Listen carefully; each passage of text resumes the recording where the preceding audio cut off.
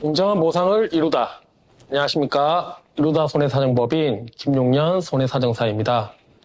오늘 이 시간에는 상해사망보험금 청구권에 관련된 보험회사 사고조사에 대해서 설명 좀 드려볼까 합니다.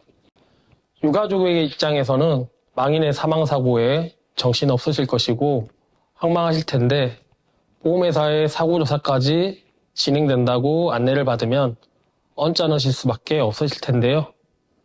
보험회사에서는 사고조사를 진행할 수밖에 없는 이유가 있습니다. 이해하시기 쉽게 실제 발생했던 사례를 통해서 말씀드려 보겠습니다. 피보험자 A씨는 2024년 1월 2일 상해사망보험금이 포함된 개인종합보험에 가입 후 2024년 7월 30일 갯바 위에서 낚시를 하다가 파도에 휩쓸려 사망하는 사고가 발생하여 유가족은 보험회사에 상해사망보험금을 청구하였습니다. 하지만 유가족 측은 다음날 보험회사로부터 사고조사를 진행한다고 통보를 받게 됩니다. 사고조사를 진행하는 이유는 여러 가지가 있겠지만 이번 사례의 경우는 통상 다음과 같은 사유로 사고조사를 진행할 가능성이 높습니다. 첫째, 정확한 상해사망사고 경위 확인을 위해서 필요합니다. 그러시면 안 되겠지만 보험약관상 보상하지 않는 피보험자, 계약자, 보험수익자의 고의사고는 아닌지 확인이 필요하기 때문입니다. 둘째, 상해사망보험금 특성상 고액의 보험금이 지급되기에 정확한 사고 사실 확인이 필요합니다. 셋째, 계약 체결 당시 하자가 없었는지 확인하기 위해서입니다. 고액의 보험금이 지급되는 부분이라 보험계약 체결 당시에 자필 서명 여부 등 불완전 판매 및 계약상의 하자가 없었는지 확인이 필요합니다.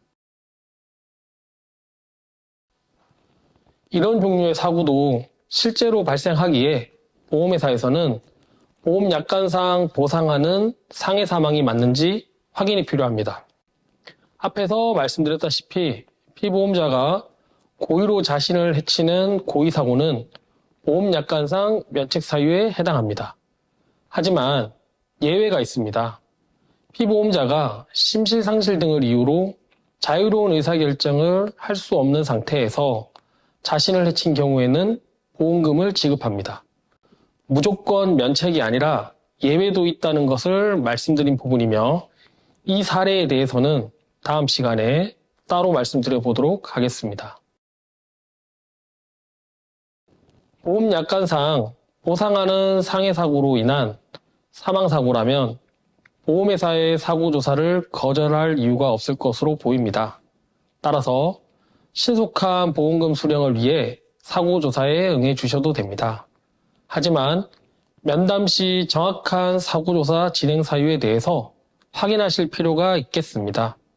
또한 의료기관 및 관공서 등 확인을 위한 위임장 작성 요청, 의료자문 진행을 위한 동의서 작성 요청에는 충분한 설명을 듣고 고민하신 다음 작성해 줄 필요가 있으시겠습니다.